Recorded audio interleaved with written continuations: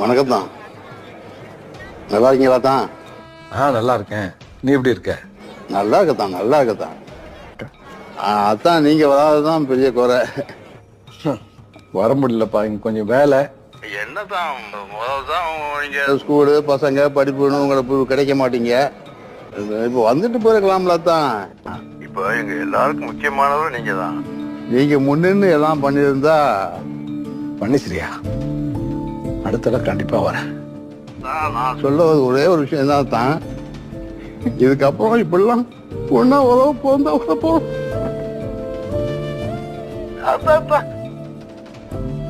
நீ சொன்னது கேட்டதெல்லாம் சரியா? தப்புதான். நான் வந்திருக்கணும். இல்ல அதான் நானே உங்களை வந்து பாக்குறது தான். சரி சரி, நீயே வா. கல்யாண வேலையை கவனி, நான் அப்புறம் பேசுறேன்.